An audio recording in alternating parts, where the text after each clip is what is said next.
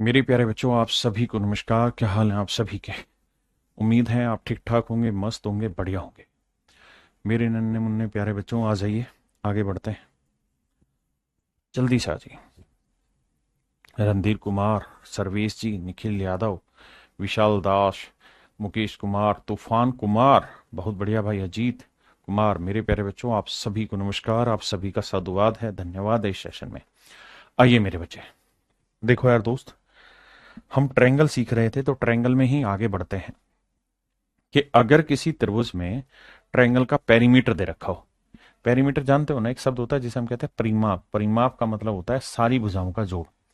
अगर किसी त्रिभुज में उसकी सारी भुजाओं का जोड़ दे रखा हो, पेरीमीटर दे रखा हो, और फिर आपसे पूछे कि बताओ कितनी नंबर ऑफ ट्रायंगल पॉसिबल है, कितनी त्रिभुजें संभव हैं, तो इसको कैसे तैयार करते हैं उस पर चर्चा करते हैं। जैसे यही सवाल है, कहता है ऐसे कितने पूर्णांक भुजा वाले त्रिभुज संभव हैं जिनके परिमाप 13 सेंटीमीटर है। कहता है ऐसे कितने पूर्णांक भुजा वाले त्रिभुज संभव है जिनके परिमाप 13 सेंटीमीटर है। देखो यार दोस्त, कॉन्सेप्ट सिखा रहा हूं, पहले कॉन्सेप्ट को एक्सप्लेन करूंगा, फिर कहानी आगे की। मान लीजिए मेरे प्यारे बच्चों, ये कोई ट्रायंगल है और ये इस ट्रायंगल की सबसे बड़ी भुजा है ए, बी और सी दो छोटी भुजाएं। आपने कहा ओके रिपोर्ट है सर, बी और सी दो छोटी भुजाएं, ए सबसे बड़ी भुजा है।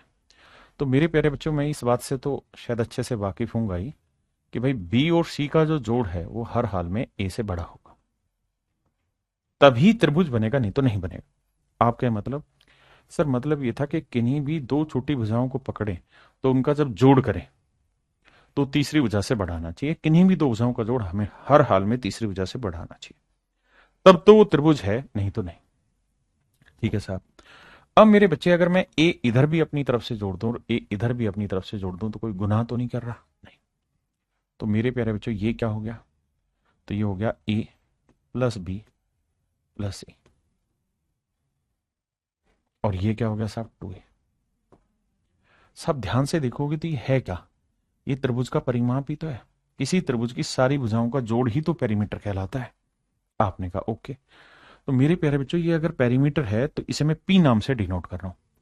त्रिभुज की सभी भुजाओं के जोड़ को मैं सवालों में अब आगे से पी नाम से डिनोट करूंगा।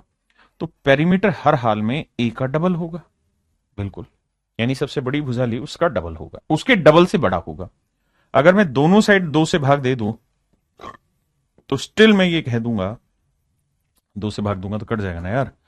क्या कह दूंगा? मैं ये कह दूंगा कि किसी त्रिभुज की जो सबसे बड़ी भुजा होगी ना, किसी त्रिभुज की जो सबसे बड़ी भुजा होगी, वो हर हाल में हमेशा ही उसके पेरीमीटर के आधे से छोटी होगी। किसी त्रिभुज की जो सबसे बड़ी भुजा होगी, मेरे प्यारे प्यारे, फिर से कनपट्टा खोल के सुनना, किसी त्रिभुज की जो सबसे बड़ी भुजा होगी वो हर हाल में उसके पेरीमीटर के आधे से छोटी होगी।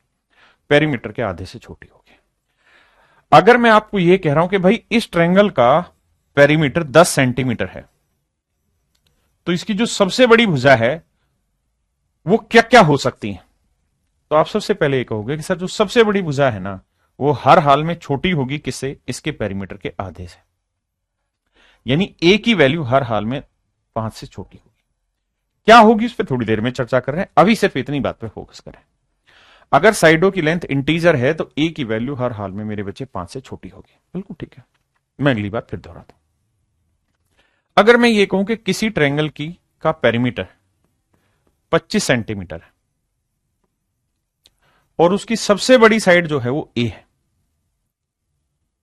तो ए की सबसे बड़ी लार्जेस्ट इंटीजर पॉसिबल साइड बताओ। लार्जेस्ट, अबे क्या करवा रहे हो तुम? लार्जेस्ट, लार्जेस्ट माने सबसे बड़ी, लार्जेस्ट इंटीजर पॉसिबल साइड।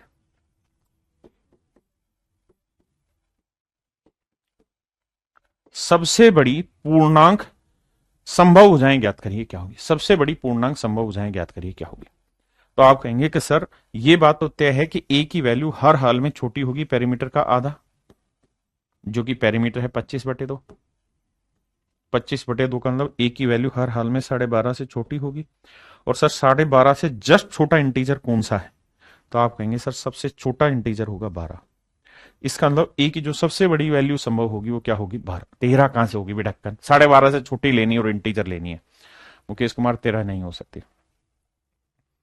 हाँ है ना? किसी भी भाई को यहां तक कोई दिक्कत हो, आपत्ति तो मुझे खुल के बताएं, otherwise tata bye bye, Rahul Gandhi वाला। ये बात आपको पल्ले पड़ गई तो अब अगला कॉन्सेप्ट समझा रहा हूं इस सवाल को लेके।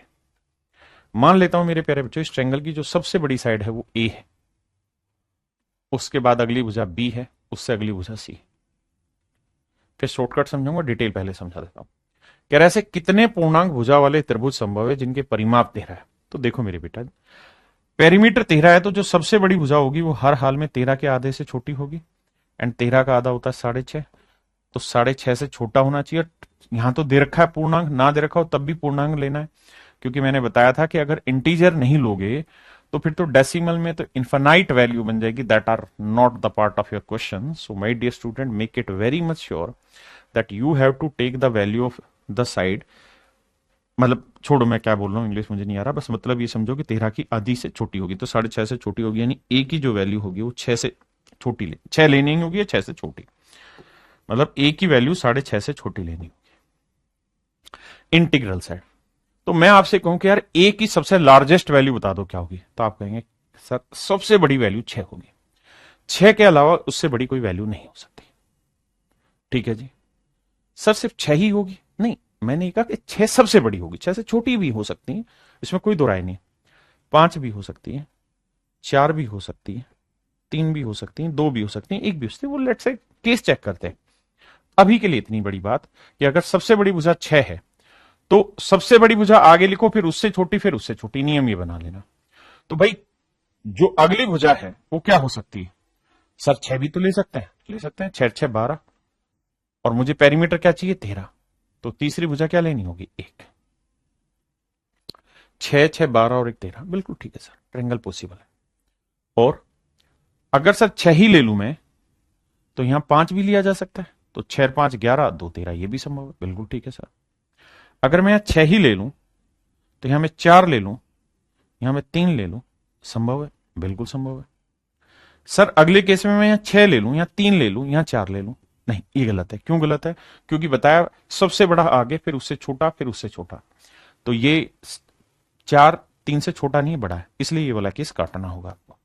तो यानी यहां पे कितने केस संभव हुए मेरे भाई? 3 केस संभव है, पक्की बात है। अब आते हैं 5 पे, कि भाई अगर मैं सबसे बड़ी भुजा 5 ले लूं तो अगली भुजा मुझे क्या लेनी होगी? 6 ले सकता हूं? नहीं ले सकता सर, क्यों? क्योंकि ए सबसे बड़ी तो उससे छोटी टेकनी होगी, तो 5 ले सकता हूं, इससे बड़ी नहीं जा सकती। 5 5 10 और 3 13, क्योंकि मुझे परिमाप 13 लाना है। अगला इसे मैं 5 ले लूं तो इसे मैं 4 ले सकता हूं, बिल्कुल ले सकता हूं। तो सर 5 और 4 9, तो ये 4 हो गई। अगले में सर मैं इसे 5 ले लूं, इसे 3 ले लूं, 5 3 8 और 5 13, ढक्कन नहीं तो गलत बता रहा। क्यों गलत बता रहा? क्योंकि ए सबसे बड़ी, फिर बी, फिर सी, तो बी इससे बड़ी नहीं है, इसलिए ऑप्शन काटो। अब आ जाइए आगे, अगर मैं 4 ले लेता हूं तो अगली भुजा क्या लेनी होगी? ज्यादा से ज्यादा मैं क्या ले सकता हूं? 4, क्योंकि ये वाली साइड इसके बराबर हो सकती है बट इससे बड़ी नहीं हो सकती। 4 4 8, बचा कितना? 5। क्या ये केस संभव है? नहीं है सर। क्यों? क्योंकि मैंने कहा सबसे बड़ी भुजा आगे लिखो, फिर छोटी, फिर छोटी, तो 4 4 8 और 5 13, तो ये तो संभव ही नहीं है, तो ये केस तो बनेगा ही नहीं। ऐसे 3 वाला भी नहीं बनेगा, अगर ये 3 लोगे तो ये मैक्सिमम 3 लोगे, तो 3 3 6 ये लेनी होगी 7, ये तो संभव ही नहीं है, क्योंकि बड़ी होनी चाहिए आगे। तो मेरे भाई कितनी त्रिभुजें संभव बनी? 1 2 3 4 5, तो कुल मिला के 5 त्रिभुजें यहां संभव है। अगर परिमाप 13 है तो कितनी त्रिभुजें संभव है मेरे भाई? 5 त्रिभुजें बन रही है। एक बार आंख बंद करके, आंख खोल के इसको ध्यान से समझो।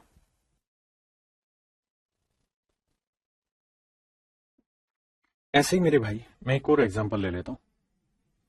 ऐसे कितने त्रिभुज संभव है जिनका परिमाप 14 तथा सभी भुजाएं पूर्णांक है? तो सबसे पहला नियम आपने ये लिखना है, ए इज ग्रेटर देन और equal to B is greater than और इक्वल टू सी। भाई ये बताया, अब ज्यादा टाइम खराब करने की जरूरत है नहीं, कि ए की जो वैल्यू है वो 14 से छोटी होगी, 14 का आधे से छोटी, यानी 7 से छोटी होगी। अगर ए की वैल्यू 7 से छोटी होगी, बताया ना कि भाई पेरीमीटर से के आधे से छोटी होगी, तो इस फंडे को अगर समझोगे तो 7 मतलब 14 का आधा 7, 7 से छोटी होगी, 7 से छोटी क्या हो सकती? 6, यानी सबसे बड़ी भुजा आप 6 ही ले सकते हो। अब 6 के कितने केस संभव है मुझको नहीं पता, है ना। इसके बाद फिर आप 5 के केस ट्राई करोगे, कितने बन रहे होंगे, फिर 4 के ट्राई करोगे, फिर 3 कैसे करोगे ट्राई। तो आओ बनाते हैं जुगाड़। अगर मैं सबसे बड़ी भुजा 6 ले लूं तो अगली मुझे 6 ही लेनी पड़ेगी, क्योंकि 6 से बड़ी जानी, तो 6 6 12, बचा कितना 2, क्योंकि मुझे जोड़ 14 लाना है पेरीमीटर। अगला मैं यहाँ 5 ले लूं तो 6 5 11 और 3 14। अगला मैं 4 ले लूं, 4 ले 6 4 10 4 14। अगली बार मैं 3 ले लूं तो 6 3 9 और 5, ये तो गलत हो जाएगा क्योंकि ये बड़ा आ गया, काटा मारो, ये भी नहीं बनेगा। अब आ जाओ 5 पे। अगर मैं 5 ले रहा हूं मेरे भाई तो अगला मैं 5 ही ले सकता हूं, बड़े से बड़ा, 5 5 10 और 4 14। अगला मैं 5 ले रहा हूं, अगला मैं 4 ले लूं तो 5 4 9 और ये 5, गड़ गड़ गड़ गड़ गड़ गड़ बड़ा हो जाएगी। एक ही केस संभव है, हाँ है ना। अब 5 के बाद मैं क्या ले सकता हूँ, 4 ले सकता हूँ। अगर मेरे भाई मैं इसे 4 ले लूंगा तो नेचुरली इसे अधिकतम मुझे 4 ही लेना पड़ेगा, बिल्कुल ठीक है। 4 4 8, तो अगला मुझे 6 लेना पड़ेगा, तो गलत हो गया। तो मेरे भाई यहां कितनी त्रिभुजें संभव हुई, 1 2 3 4, केवल और केवल मेरे प्यारे बच्चों 4 ही ट्रायंगल इस तरीके से पॉसिबल हैं, अदरवाइज है ही नहीं, हाँ है ना। जिस भाई को पल्ले नहीं पड़ रहा उसको 100 ट्रिक करा रहा हूं, 100 ट्रिक से वो आजाद है, आराम से कर लेगा। लेकिन अभी 100 ट्रिक से ही पेपर में सवाल निकल जाएगा, लेकिन मैं फिर से अपनी बात दोहरा दूं कि पेपर में इस पे सवाल आया है, अभी वो 100 ट्रिक से निकल गया, लेकिन अगर कुछ घुमाए फिराएगा तो नहीं निकलेगा। देखिए मेरे बच्चे, अगर आपको पेरीमीटर पी दिया हुआ है, ध्यान देना, मैं पेरीमीटर को क्या नाम दे रहा हूं, पी। दोबारा मत पूछना पी क्या है। पी जो है मेरे प्यारे बच्चों क्या है, पेरीमीटर। अगर पी मेरा पेरीमीटर है और अगर पी इवन नंबर है, सम संख्या है, पी इवन नंबर है, सम संख्या है, तो पी स्क्वेयर बटे 48 नंबर ऑफ ट्रायंगल पॉसिबल हो जाएंगे। अगर पी ओड है, विषम है, पी विषम है, पी ओड नंबर है, विषम है। अगर पी मेरे प्यारे बच्चों ओड नंबर है तो भैया पी प्लस 3 का स्क्वायर करके बटे 48 से भाग दोगे तो इतनी नंबर ऑफ ट्रायंगल है पॉसिबल है। इवन है तो ये आंसर, ओड है पी तो ये वाला आंसर। दूसरी बात, हम हमेशा ही नियरेस्ट इंटीजर लेंगे, इसमें नजदीकी पूर्णांक लेंगे। उत्तर में हमेशा क्या लेना है, नजदीकी पूर्णांक। मतलब ये कि जैसे मान लीजिए मैंने आपको आंसर दिया 4.6, मैंने लिखा 4.5, 4.3, 4.2, 4.8, 4.9, तो इनके नियरेस्ट इंटीजर बताइए क्या होगा, बताइए भाई।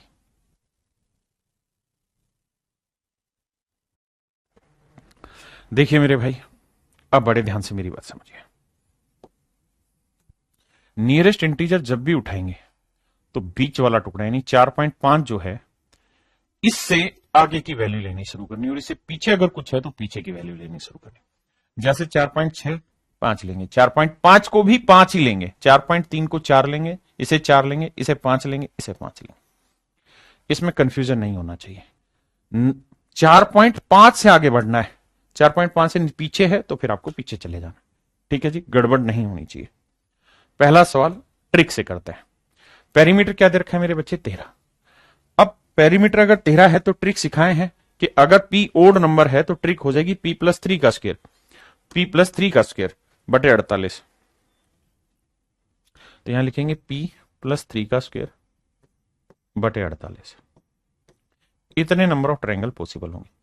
पी की वैल्यू क्या है, 13, 13 में 3 जोड़ा 16, 16 का वर्ग मतलब 16 गुना 16 बटे 48।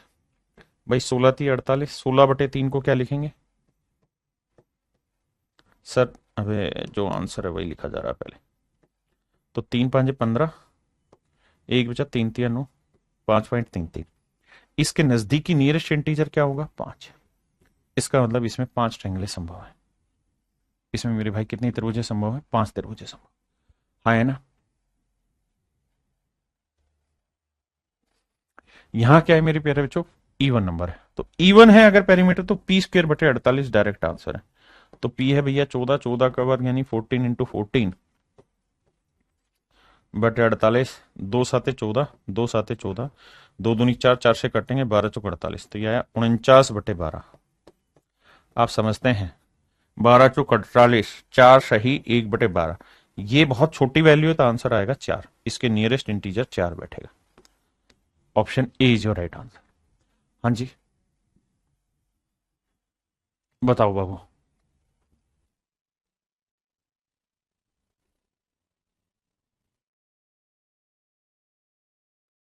देखिए मेरे भाई, ऐसे कितने पूर्णांक भुजा वाले त्रिभुज संभव है जिनके परिमाप 18 है? तो 18 क्या है मेरे बच्चे? इवन नंबर है, तो p²/48 is your right answer. 18 का वर्ग 18 × 18/48, 6×3 = 18, 6×8 = 48, 2×4 = 8, 2×9 = 18, 9×3 = 27/4। अब आप समझ ही गए, वैसे भी 4 7 28, 7 के नजदीक है तो आंसर आना चाहिए 7। भाई 4×6 = 24, 6.75 लिखेंगे तो नजदीक क्या बैठेगा? 7। तो कितनी नंबर ऑफ ट्रायंगल पॉसिबल है? 7। 21 देखिए मेरे बच्चे, 21 क्या है साहब? 21 है ओड नंबर, तो आंसर होगा p+3 मेरे बच्चे 21 में 3 जोड़ा 24, 24 का वर्ग 24 × 24/48। भैया 24 दूनी 48, 2×12 24, तो एग्जैक्ट ही आ गया, तो exact is your right answer, यानी 12 त्रिभुज होंगे। ये आप खुद से करेंगे भाई, ये भी खुद से होमवर्क है,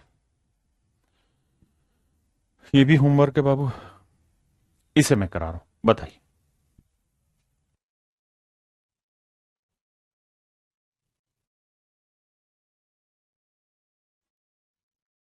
देखिए यार, कुछ चीजें हैं जो ध्यान देने वाली है।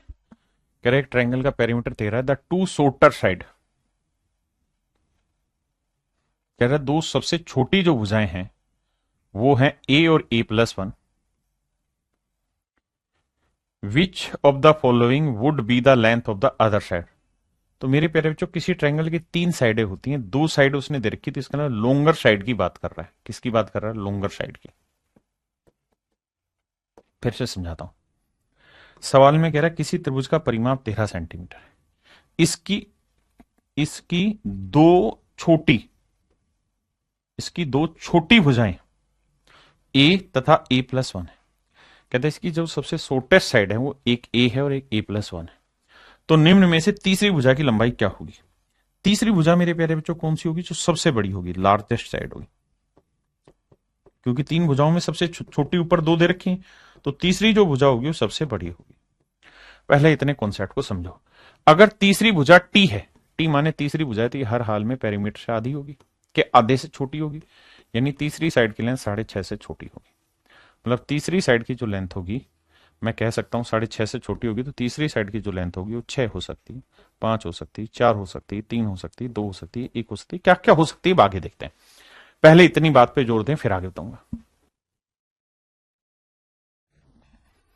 अब हमें देखना कि 6 अगर हम सबसे बड़ी साइड लेते हैं तो ट्रायंगल पॉसिबल है भी या नहीं, देखते हैं। अगर सर सबसे बड़ी साइड 6 ले लें तो उसके बराबर की भुजा 6 होगी, 6×6 = 12, और एक आ जाएगा 13, क्योंकि मुझे जोड़ 13 लाना है। बहुत बढ़िया। क्या और भी तरीका है इसको बनाने का? हाँ सर, 6, अगला 5 ले, 6×5 = 11 और 2 13। बिल्कुल। क्या और भी तरीका? हाँ सर, 6×4 = 10, 10 और 3 13। देखिए सर, यहां एक संबंध दिया था कि एक भुजा ए है तो दूसरी उससे a+1, यानी जो दो छोटी भुजाएं हैं ना, उनके बीच का डिफरेंस 1 होना चाहिए। तो बाबू ध्यान से अगर देखोगे तो यहां दोनों छोटियों के बीच का 1 का डिफरेंस नहीं, इसलिए एक्सेप्ट नहीं होगा। 5 और 2 के बीच का डिफरेंस 1 नहीं, एक्सेप्ट नहीं होगा। यहां हो जाएगा, क्योंकि 3 और 4 के बीच का डिफरेंस 1, तो सबसे बड़ी भुजा 6 लगाने में मुझे कोई आपत्ति नहीं। यानी इस ट्रायंगल की जो सबसे बड़ी भुजा हो सकती है वो 6 हो सकती है। That is very much clear for मी।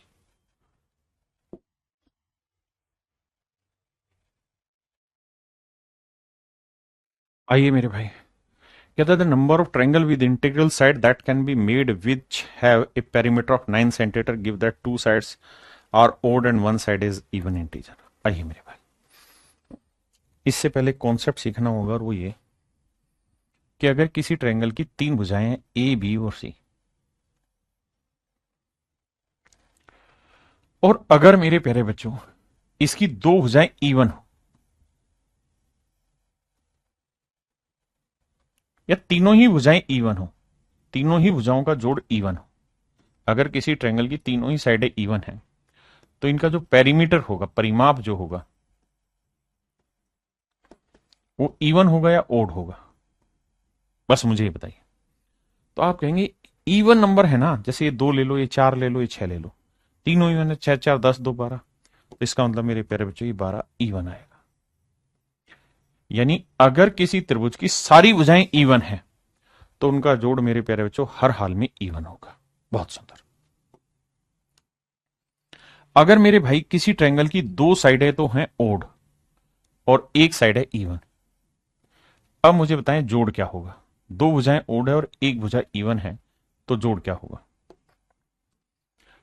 घबराने नहीं, अपनी मर्जी से कुछ भी ले लो, एक 5 ले लिया, एक 3 ले लिया, यहां इवन नंबर लेना 2, तो 5 और 3 8, 8 और 2 10, तो जोड़ जो आया वो इवन आया, सम आया। बहुत सुंदर।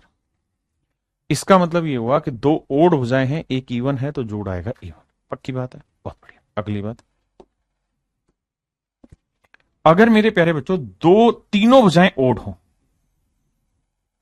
तीनों भुजाएं ओड हो, फिर मैं आपसे पूछूं कि यार बताइए तीनों भुजाएं विषम हो तो इनका जोड़ क्या होगा। तो आप कहेंगे सर तीनों भुजाएं ओड होंगी, तो मान लो ये 3 है, ये 5 है, ये 7 है, तो 7 5 12, 12 3 15, हमेशा ही ओड आएगा। सर हमेशा ही ओड आएगा, विषम आएगा। बहुत जरूरी बातें हैं जो मैं सिखाने जा रहा हूं। तीसरा है कि अगर मेरे प्यारे बच्चों 2 इवन हो और एक ओड हो तो जोड़ क्या आएगा। तो आप कहेंगे देख 2 ले लेते हैं, एक 4 ले लेते हैं, एक 3 ले लेते हैं, 2 और 4 6, 6 और 3 9, ओड आया। तो इसका मतलब ये हुआ कि सर 3 भुजाओं का जोड़ अगर ओड लाना हो, 3 भुजाओं का जोड़ मेरे प्यारे बच्चों अगर विषम लाना हो, 3 भुजाओं का जोड़ अगर विषम लाना हो तो 2 ही तरीके हैं। या तो तीनों की तीनों भुजाएं ओड ओड ओड ले सकते हैं, या फिर 2 भुजाएं इवन हो और एक भुजा ओड हो, उस सिचुएशन में जोड़ ओड आएगा, है ना। अगर मेरे प्यारे बच्चों किसी त्रिभुज का परिमाप इवन है, अगर किसी त्रिभुज का परिमाप सम संख्या में है, तो मेरे प्यारे बच्चों ये तय है कि या तो तीनों भुजाएं इवन होंगी, या 2 ओड होंगी और एक इवन होंगी, तब ही मेरे प्यारे बच्चों ऐसा होगा कि पेरीमीटर इवन है। अब मेरे बच्चे इस बेसिक नंबर सिस्टम के कॉन्सेप्ट का यूज करके आपसे ज्योमेट्री में सवाल पूछे जा रहे हैं। पहला सवाल आपकी नजर पेश किया है यही वाला। सवाल में कह रहा है क्या, सवाल में कह रहा है कि 9 सेंटीमीटर है किसी ट्रायंगल का पेरीमीटर, तो 3 भुजाएं ए बी और सी, पेरीमीटर है 9, 9 देखते ही समझ में आ गया ओड होगा, बिल्कुल ठीक है, विषम है 9 तो ठीक है जी। अब कह रहा है इसमें 2 साइडें तो रखी इवन ना, 2 साइडें रखी ओड, 2 साइडें रखी ओड, और एक साइड जो रखी है मेरे बच्चे वो रखी इवन, एक साइड रखी इवन। तो मेरे प्यारे बच्चों सवाल में पूछ रहा है बताइए कितने ऐसे केसेस संभव हैं जहां ये मिलाप बन पाए। तो आप कहेंगे सर एक भी केस संभव नहीं है। क्यों? क्योंकि ओड में ओड जोड़ोगे इवन आएगा और इवन में इवन जोड़ोगे इवन आएगा, रिजल्ट आएगा इवन। यानी अगर आप 2 ओड साइड ले लोगे और एक इवन साइड, तो हर हाल में पेरीमीटर इवन आना चाहिए, जबकि आ रखा है ओड, तो इसका मतलब यहां कोई भी त्रिभुज ऐसी संभव नहीं है जहां 2 साइडें ओड हो और एक साइड इवन हो। आंसर होगा 0। No such triangles are possible. आ गया ये।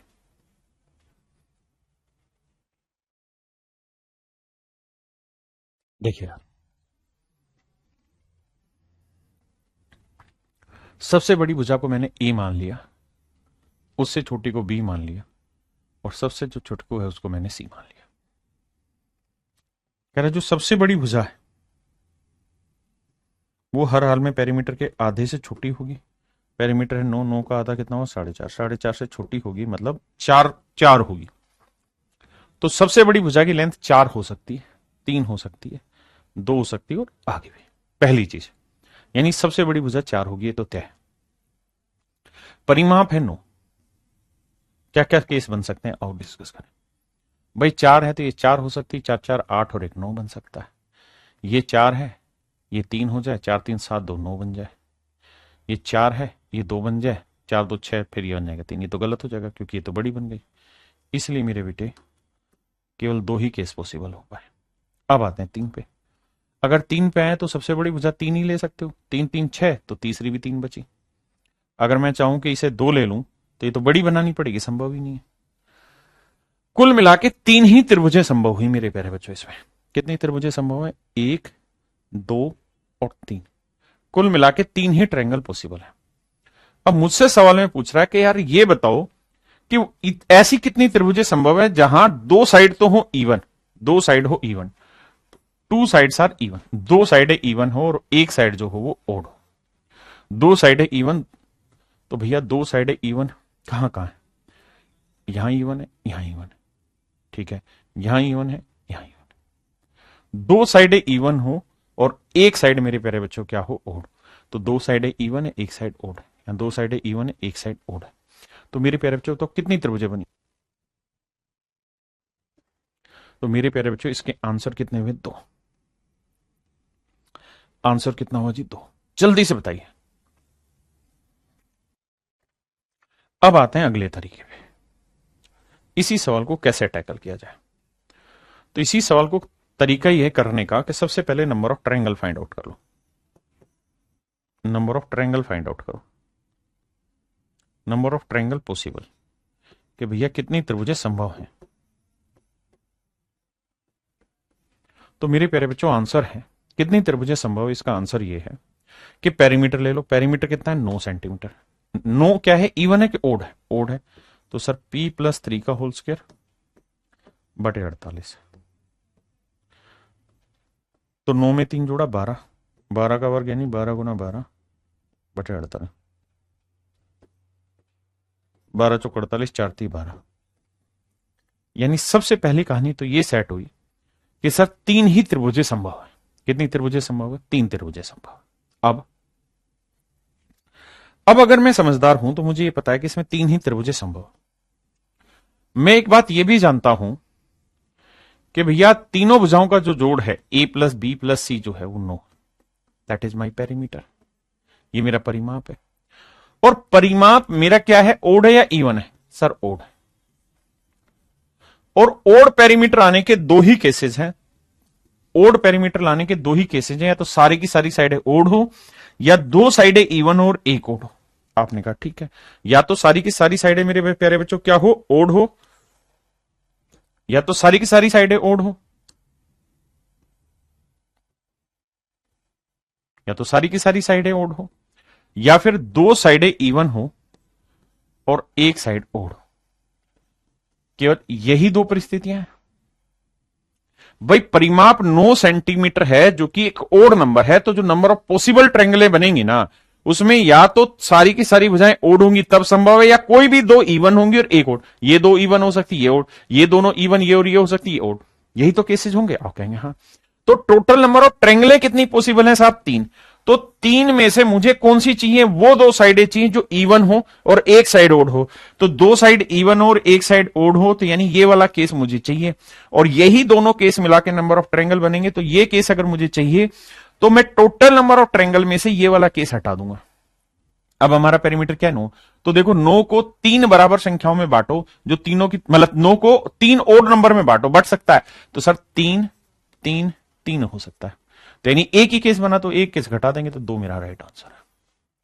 ये जिनको समझ आया जाए बहुत बढ़िया। ये पेपर का क्वेश्चन अभी नहीं है, पेपर का लेवल पीछे तक का था और मेरी जिम्मेदारी का आपको 1-2 स्टेप ऊपर की बातें मैं बता के चलो। ठीक है जी, अगले पे आते हैं।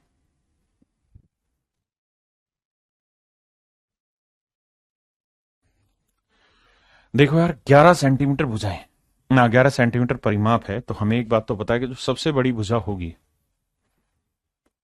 ए होगी, वो बी, फिर सी। तो 11 का आधा करेंगे तो मेरे भाई आएगा 5.5। तो यानी तय है कि ए की जो सबसे मतलब ट्रायंगल की जो सबसे बड़ी साइड है वो 5 हो सकती है।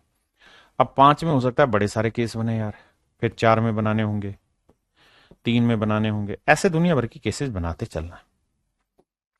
अब एक बात बताना सोच समझ के कि भैया जोड़ चाहिए मुझे 11, बिल्कुल ठीक है। ये 5 हो सकती, 5 5 10 और एक 11, 5 4 9 और 2 11, 5 3 8 और 3 11। इसके अलावा तो केस नहीं बनना। नहीं, अगर ये 4 है तो ये मैक्सिमम 4 ही ले सकते हो, तो 4 4 8 और 3 11। बिल्कुल 4 है तो 3 तो ले लोगे, ठीक है, 4 3 7, यहां 4, ये गलत हो जाएगा क्योंकि ये सबसे बड़ी, फिर उससे छोटी, फिर उससे छोटी। ये केस नहीं है। यहां भी संभव नहीं क्योंकि 3 है तो 3 3 3 4 5, ये बड़ा हो जाएगा, ये भी नहीं। यानी कुल मिला के मेरे प्यारे बच्चों 4 ही त्रिभुजें संभव है, 4 ही त्रिभुजें संभव है। अब मुझसे कहा कि भैया 2 इवन होनी चाहिए, 2 sides are even and 1 sides are odd. 2 side even होनी चाहिए, तो 2 साइड इवन कहां कहां है? ये भी इवन, ये भी इवन, ये भी इवन, ये भी इवन। तो केवल 2 ही केस ऐसे बनेंगे जहां 2 साइडें इवन और 1 साइड ओड हो, यानी option B is your right answer. Option B is your right answer मेरे प्यारे बच्चों, ऑप्शन बी आपका करेक्ट आंसर। हाँ है ना? आपने कहा ठीक है।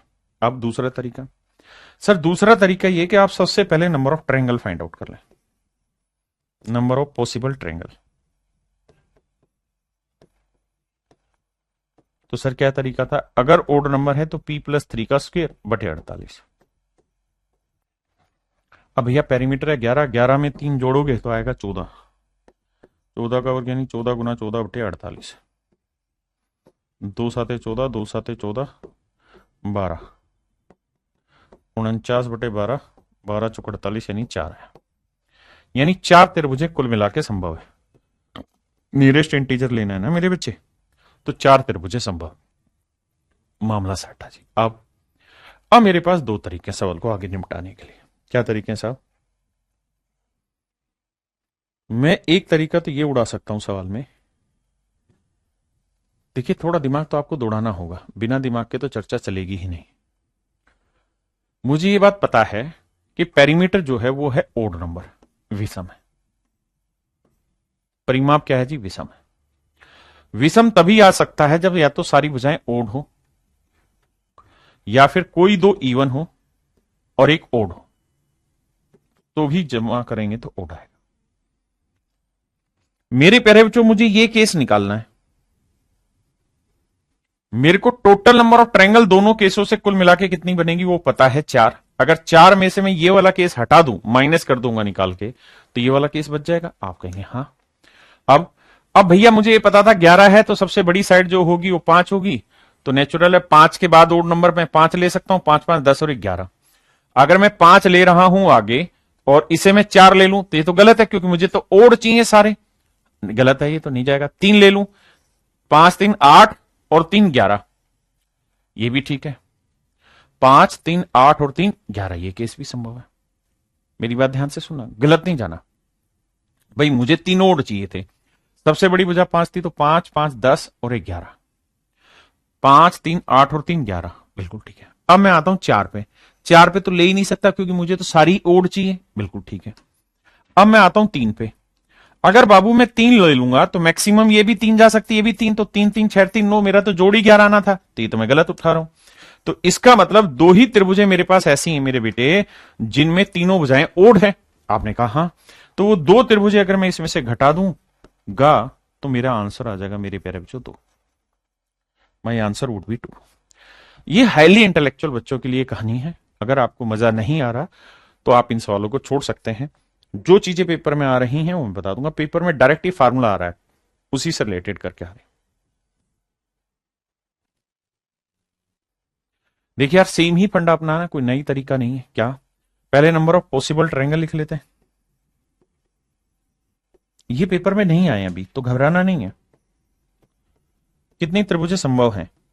तो भैया पी क्या है? Odd number. मैं डायरेक्ट लिख रहा हूं p+3। 13 में 3 जोड़ा, 16 गुना 16 बटे 48।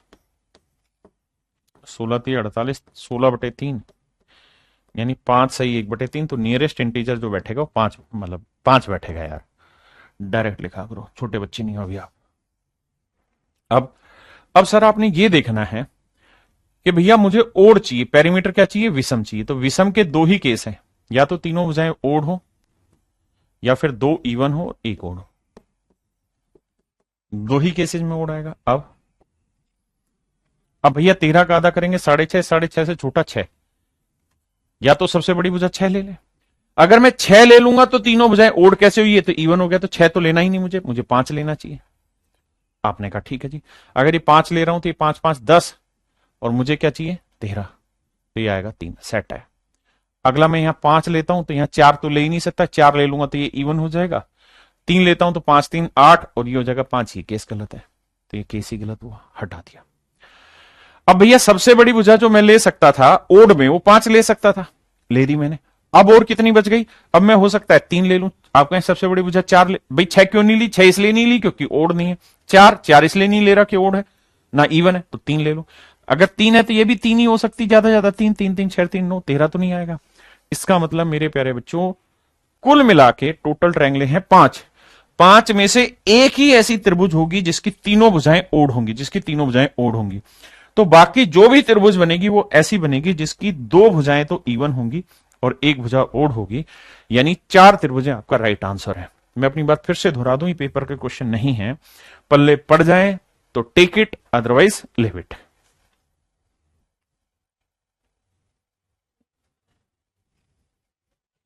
देखिए यार, नंबर ऑफ पॉसिबल ट्रायंगल उठाते हैं। देखिए, जो इनको महसूस कर गया कि क्या समझा रहे हैं उनके लिए तो मुश्किल है ही नहीं। 15 15 में 3 जोड़ा 18, 18 का वर्ग भाई p+3 का स्क्वायर बटे 48, 6 18, 6 8 48, 2 में 18, 2 चौक 8, 27 बटे 4, 4 7 28, 7 आंसर होगा। Number of possible triangle 7। अब मुझे बता कि पेरीमीटर क्या है बाबू? ओड। तो ए इज ग्रेटर देन, अबे कहां है अंग्रेज, और B is greater than C. Perimeter is 15 centimetre which is odd. Odd लाने के दो ही तरीके, ओड ओड ओड हो या इवन इवन ओड हो।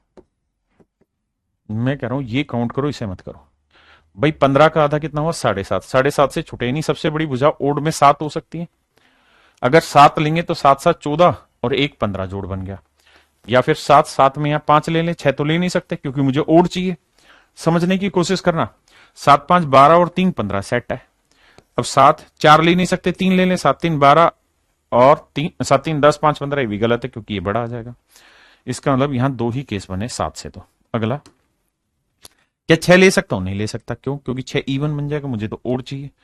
क्या ले सकते हैं? 5 ले सकते हैं, हाँ ले लें। अगर यहां 5 लूंगा तो यहां 5 10, 5 15, इससे बड़ा कुछ हो ही नहीं सकता। 3 भी नहीं ले सकता। तो मेरे प्यारे बच्चों, ओड के केवल मेरे पास 3 ही केस बचे, 1 2 3। तो 7 में से 3 केस ऐसे हैं जहां सारी साइडें ओड होंगी, तो बाकी कितने बचे? 4। तो 4 केस ऐसे होंगे जिसमें हर हाल में 2 इवन होंगी और 1 ओड होगी। उसके अलावा ऑप्शन ही नहीं है। 4 4 4 4 4 4, 3 नहीं भाइयों, 4। उसने पूछा था, देखो आपने टोटल रिजल्ट निकाल दिया, ये और ये मिला के कितनी ट्रायंगल हैं ढक्कनों? 7। 7 में से ये कितनी ट्रायंगलें हुई? 3। तो नेचुरल है यार, ये 3 है तो ये कितनी होंगी? 4। ये तो पूछा हुआ है। गलत बता रहे हो, 3 नहीं 4, आंसर 4।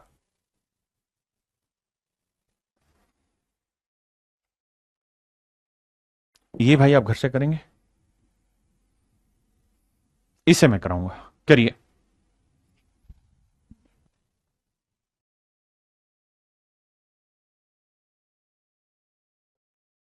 देखिए भाई, कह रहे दो साइडें इवन है और एक साइड ओड है, तो हर हाल में इसका जोड़ ओड आएगा, इवन तो आएगा ही नहीं।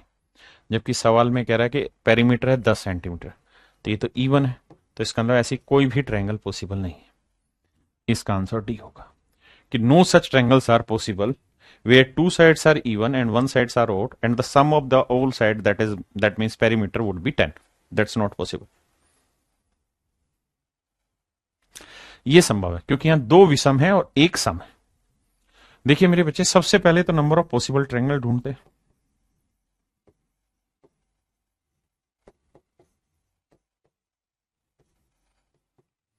तो आप जानते हैं फार्मूला था पी स्क्र अगर इवन है बटे 48।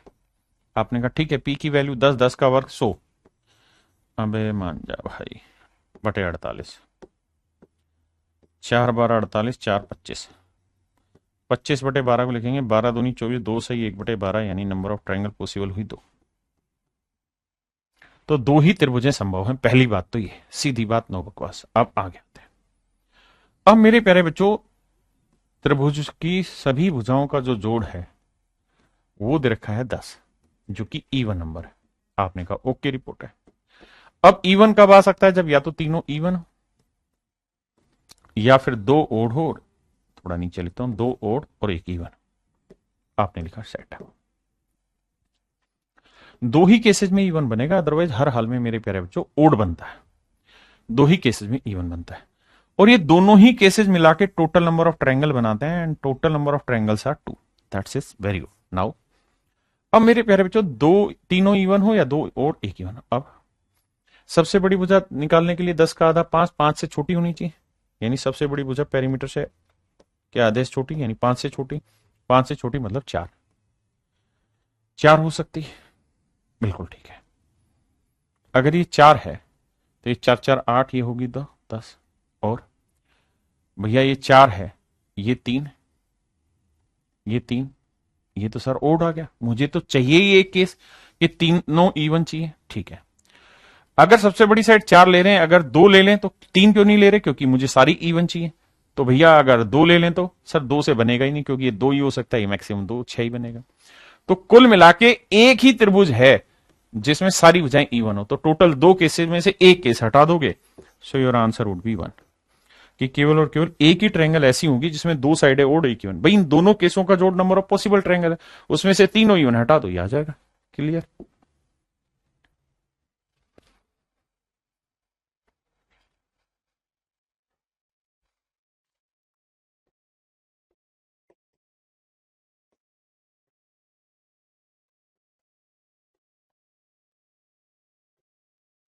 कहता है total number of possible triangle बताइए कितनी। सिंपल आंसर है भैया, 12 इवन है, तो 12 में 12 का वर्ग 12 गुना 12 बटे 48, पी स्क्र बटे 48, 4 थी 12 3, तो नंबर ऑफ पॉसिबल ट्रायंगल हुई 3। अब मेरे भाई मुझे ये पता है कि A is greater than B is greater than C, और पेरीमीटर जो है वो 12 है, दैट इज इवन। तो इवन आने के दो ही केसेस होते हैं मेरे लाला, या तो तीनों इवन हो या 2 और 1 इवन हो। हमें वो केस पकड़ना है जिसमें तीनों इवन हो। तो 12 है तो भैया ए की वैल्यू क्या होगी, पेरीमीटर के आधे से छोटी, 12 का आधा 6, 6 से छोटी यानी 5, 5 इवन नंबर नहीं है। फिर सर उसके बाद इवन नंबर आता है 4, अगर 4 लें तो 4 4 8 और 4 12, बिल्कुल सेट है। 4 के बाद इवन नंबर आएगा 2, उससे संभव ही नहीं होगी ट्रायंगल बनना ही। तो कितनी त्रिभुज बनी, एक ही त्रिभुज बनी, एक ही केस संभव हुआ। तो टोटल केस थे कितने, 3, 3 में से एक घटा देंगे तो 2, बाकी 2 ट्रायंगलें जो पॉसिबल होंगी वो ऐसी होंगी जिसमें 2 साइडें ओड और एक साइड इवन हो जाएंगे। आए ना मेरे भाई?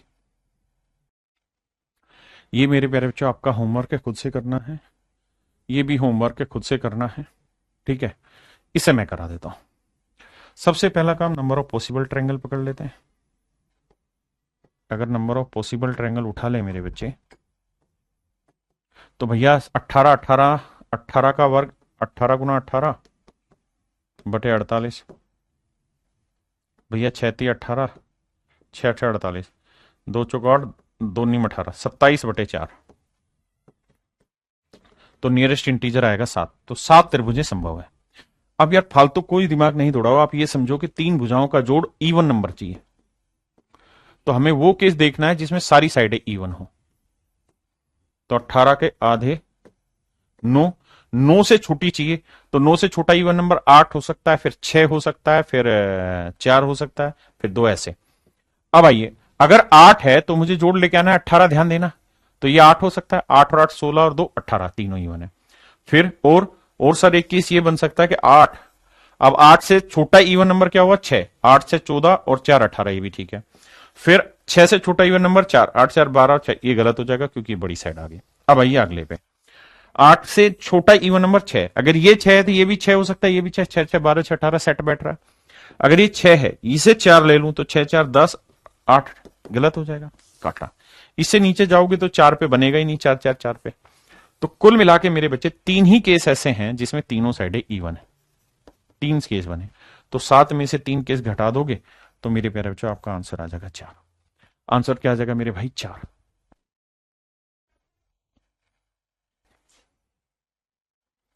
देखिए यार, अगर मेरे बच्चे सवाल में आपको पेरीमीटर दे रखा हो, देखिए यार जो भी मैं अभी ये चीजें करा रहा हूं ये वो है जो पेपर में आई नहीं है, लेकिन पेपर में पहले बिल्कुल कुछ भी नहीं आता था, लेकिन अब बहुत कुछ आने लग गया।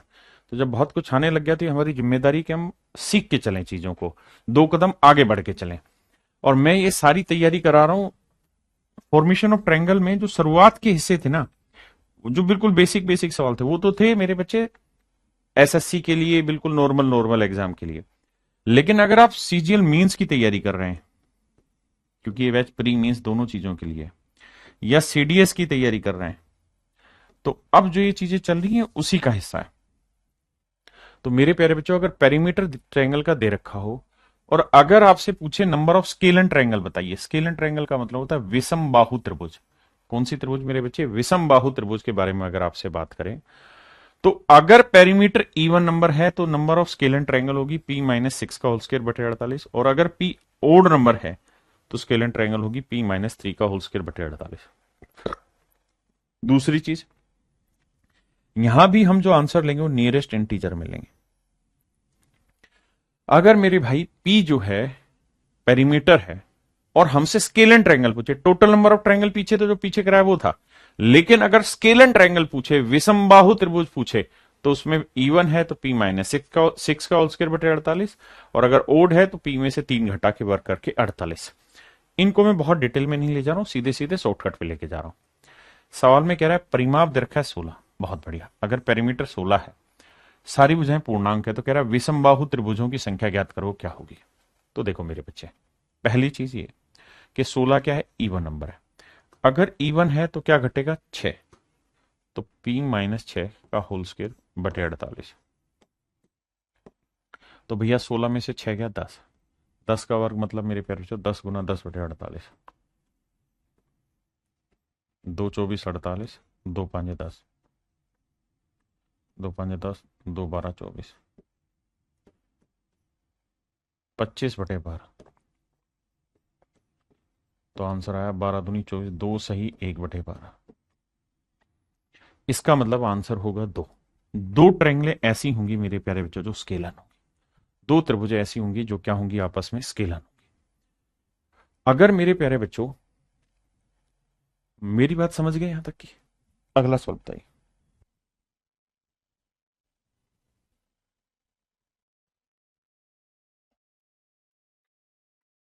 मेरे बच्चों पेरीमीटर है 19, 19 क्या है? ओड नंबर है। ओड नंबर है तो फार्मूला हो जाएगा number of scale and triangle का p माइनस थ्री का होल स्क्वायर।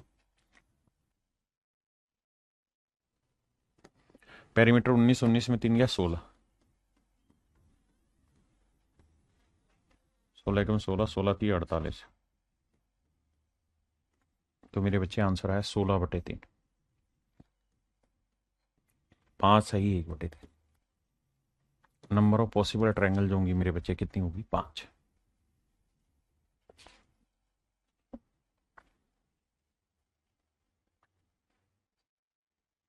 देखिए ये फार्मूला सेट करना है और आपने आंसर निकालना है।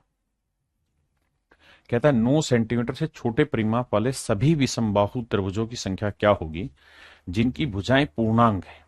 आपने कहा जी ओके, तो 9 सेंटीमीटर से छोटा। मैं कह रहा हूं कि अगर मैं 9 सेंटीमीटर भी ले लूं तो 9 क्या है? ओड नंबर है। आपने कहा हाँ। अगर मैं 9 सेंटीमीटर ले लूंगा मेरे बच्चे और 9 सेंटीमीटर से छोटा परिमाप लेना है तो मैं 8 ले लेता हूं आपको समझाने के लिए। आपने कहा ठीक है। तो मेरे बेटे एक बात बताओ, अगर पेरीमीटर इवन है तो नंबर ऑफ पॉसिबल ट्रायंगल का सूत्र होगा p माइनस सिक्स, अगर इवन है, का वर्ग बटे 48। आपने कहा ठीक है। तो मेरे भाई 8 में से 6 गया 2, 2 का वर्ग हुआ 4 बटे 48, और 4 बटे 48 निकालोगे मतलब ये आएगा कितना? 1 बटे 12, और 1 बटे 12 का मतलब होता है 0.06, लगभग लगभग, हाँ है ना? नहीं, 0.08 के आसपास। तो आप खुद ही सोचो कि ये किसके नजदीक है? इंटीजर नजदीक किसके? तो आप कहेंगे 0 के नजदीक है। अगर 0 के नजदीक है तो इसका मतलब अगर 9 से छोटा पेरीमीटर लोगे और अगर आप स्केलन ट्रायंगल पूछोगे तो एक भी नहीं बन के देगी, एक भी मेरे बच्चे नहीं बन के देगी। अगर 9 से छोटा पेरीमीटर लेके जाओगे तो 9 से छोटा 8 ले लोगे, 8 लेते हो तो इंटीजर की वैल्यू आएगी 0, क्योंकि 0.08 किसके नजदीक है? 0 के नजदीक है। तो इसमें कोई भी ट्रायंगल पॉसिबल नहीं होगी।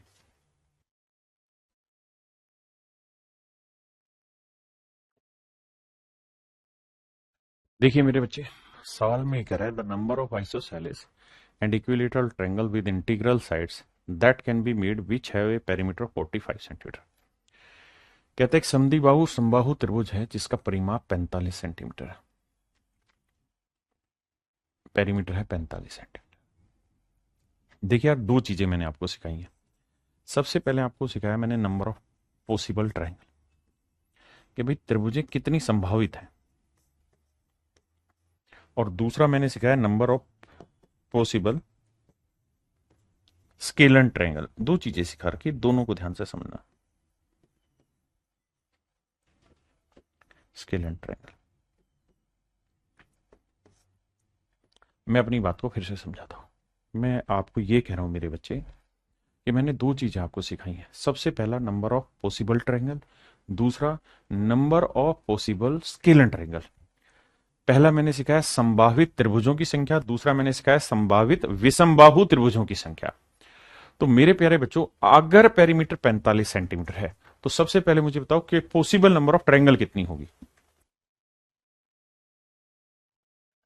तो मेरे बच्चे आप कहेंगे कि sir number of possible triangle अगर ओड है तो फार्मूला होता है p+3 का होल स्क्वायर बटे 48। मैंने कहा ओके रिपोर्ट है। तो सर इस हिसाब से कैलकुलेशन अगर करें तो 45 में 3 जोड़ा 48, 48 का वर्क करोगे 48 गुना 48 बटे 48। सर कैलकुलेशन की सेटिंग बैठाओगे तो यह है 48। बिल्कुल ठीक है।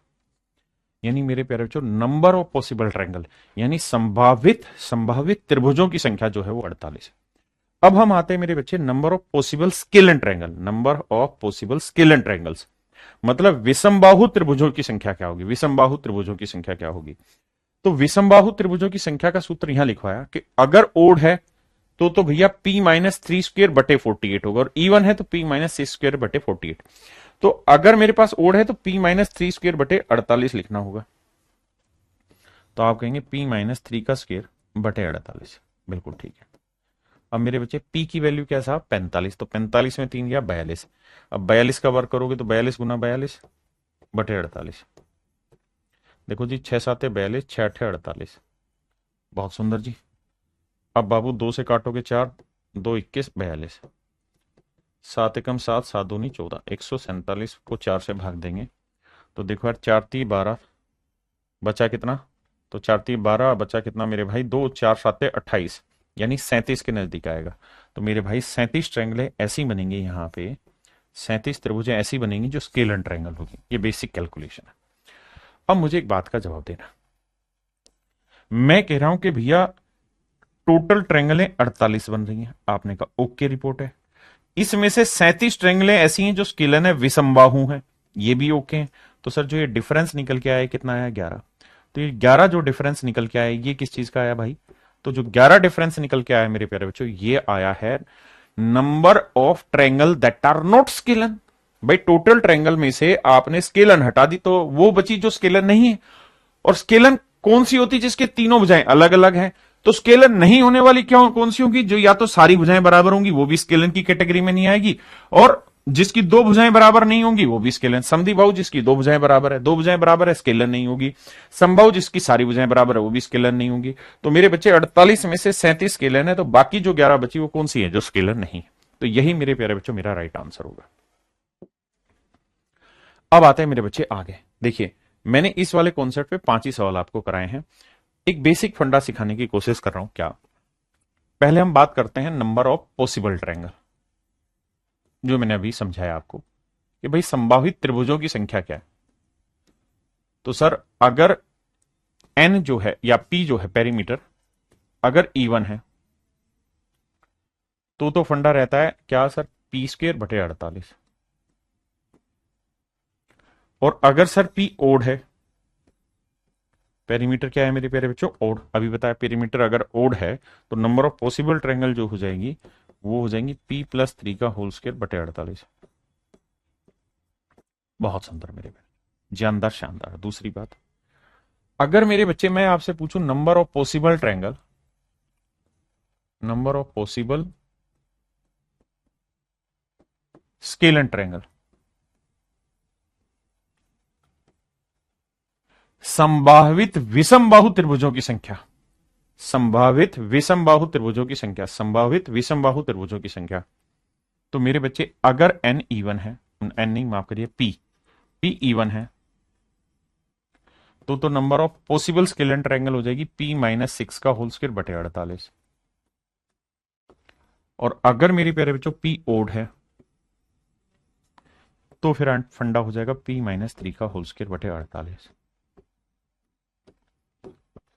और अगर सवाल में आपसे ये पूछ ले कि भाई वो ट्रायंगल फाइंड आउट करो जो आइसोसेलिस है या इक्विलेटरल है, समद्विबाहु व समबाहु त्रिभुजों की संख्या ज्ञात करो, तो टोटल नंबर ऑफ ट्रायंगल में से नंबर ऑफ स्केलन ट्रायंगल घटा दोगे तो जो संख्याएं बचेगी वो मेरे प्यारे बच्चों आपकी बचती है किसकी, number of equilateral and isosceles triangle. Clear है?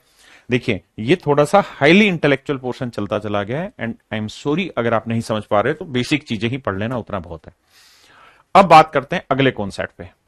मेरे प्यारे बच्चों, if sum of true sides are given, अगर किसी त्रिभुज की किन्हीं भी दो भुजाओं का जोड़ दे रखा हो, if sum of two sides are given of a triangle, और मान लेते हैं कि नहीं दो भुजाओं का जोड़ x है, मान लेते हैं कि नहीं दो भुजाओं का जोड़ x है, और फिर आपसे पूछेगा कि भाई पूर्णांक भुजा वाले कितने त्रिभुज संभव है, कितने त्रिभुज संभव, पूर्णांक भुजा वाले कितने त्रिभुज संभव है, तो आंसर हो जाएगा मेरे भाई 5x/3। 5x/3 मेरा आंसर होगा। x का मतलब है कि जोड़ जो दे रखा होगा दो भुजाओं का वो गुना 5/3, ये होगा नंबर ऑफ पॉसिबल ट्रायंगल्स।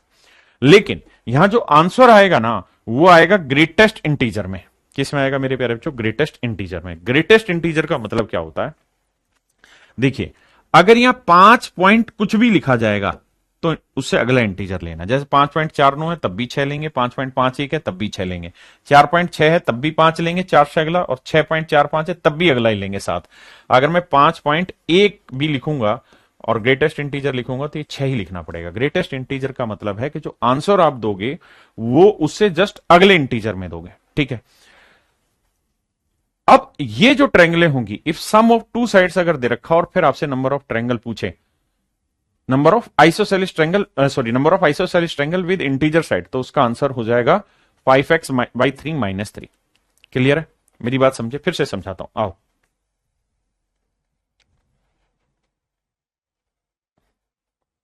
फिर से समझाने की कोशिश करता हूं।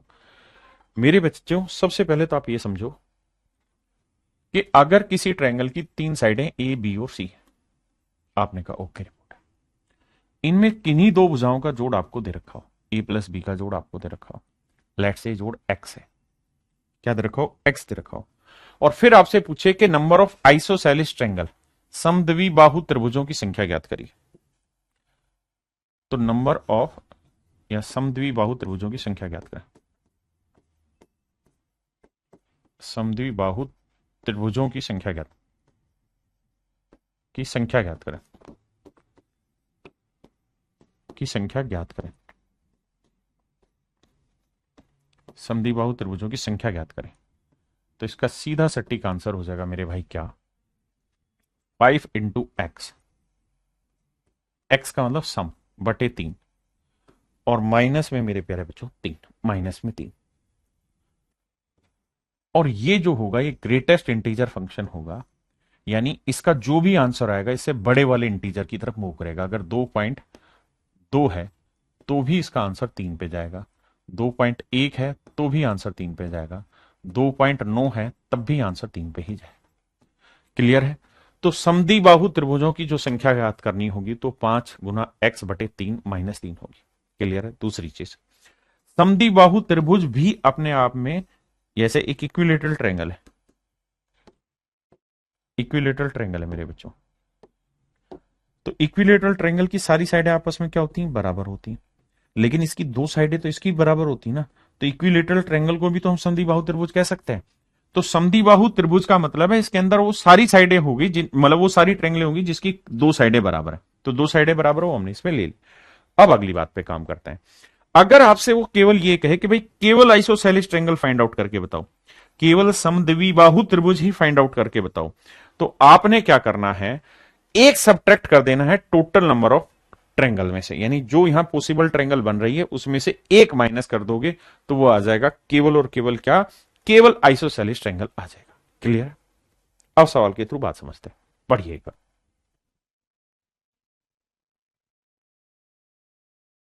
देखिए मेरे भाई, कहता है पूर्णांक भुजाओं वाले ऐसे कितनी समद्विबाहु त्रिभुज संभव है जिनमें दो भुजाओं का योग 8 है। दो भुजाओं का जोड़ मेरे प्यारे बच्चों 8 दे रखा। नंबर ऑफ पॉसिबल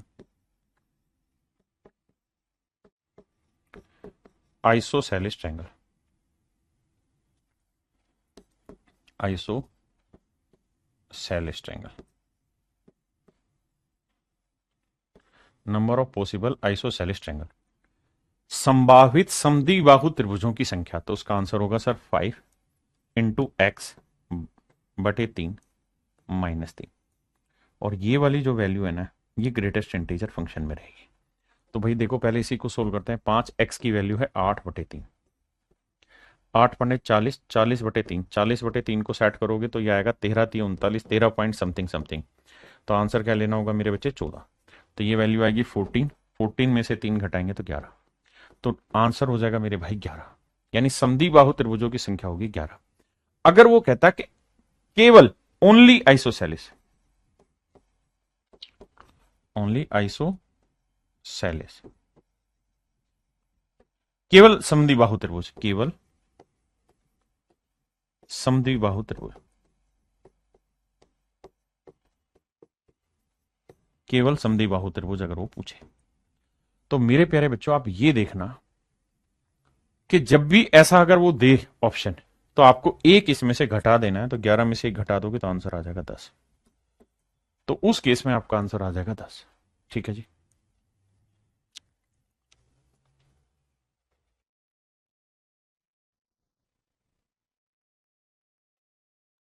देखिए दो तरीके, अगर आइसोसेलिस ट्रायंगल पूछ रहा है, समद्विबाहु त्रिभुज पूछ रहा है, तो मेरे बच्चे आंसर हो जाएगा 5 इंटू पेरीमीटर ना, दो भुजाओं का जोड़ कितना दे रखा है? 10/3 माइनस 3। तो मेरे बच्चे 5 धाई 50, 50/3 करोगे तो 16 दूनी 32, 16 × 3 = 48, 16 सही 2/3 यानी 16 पॉइंट समथिंग आया। तो आंसर लेंगे 17, और 17 में से 3 गया मेरे बच्चे 14, तो आंसर होगा 14। लेकिन अगर यहां पूछा होता ओनली आइसोसेलिस, केवल समद्विबाहु त्रिभुज, तो एक घटा के मेरे बच्चे आंसर आता 13।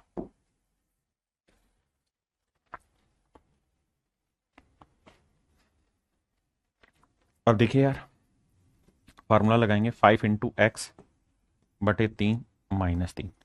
यहां जोड़ 3 कट गया, 4 5 20, 20 में 3 गया 17, मेरा डायरेक्ट आंसर। बताइए जी, ये कर लोगे भाई? यहां जी, how many isosceles triangle?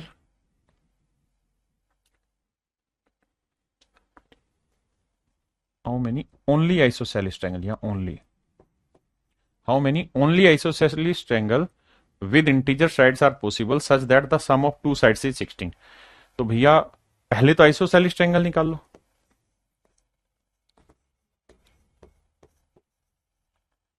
Isosceles triangle का सूत्र हो जाएगा भाई 5 भुजाओं का जोड़ दे रखा है 16/3 माइनस 3। तो देखो 16 पंजे 80, 80 को 3 से भाग दोगे तो आप कहोगे 3 दूनी 6, 26 3 78, 26 पॉइंट समथिंग समथिंग। तो आंसर लिखोगे 27, 27 में 3 गया मेरे प्यारे बच्चों, आंसर आया 24। इसका मतलब number of possible isosceles triangle जो है, संभावित समद्विबाहु त्रिभुजों की संख्या है 24। अगर वो ये कहे सवाल में कि भैया केवल आइसोसेलिस बताओ, तो 24 में से एक घटा देंगे तो आंसर आएगा 23। तो इसका आंसर आ जाएगा 23। इस सवाल में कितने केवल समद्विबाहु पूछा हुआ था, तो केवल समद्विबाहु में आंसर आएगा 23। इंग्लिश में आइसोसेलिस था, लेकिन उसे ओनली आइसोसेलिस कर लेना। अगर ओनली आइसोसेलिस होगा तो मेरे बच्चे आंसर आ जाएगा 23, और अगर आइसोसेलिस होगा तो आंसर आ जाएगा 24। जैसे सवाल गलत था ना, इंग्लिश में आइसोसेलिस पूछा था, यहाँ ओनली आइसोसेलिस।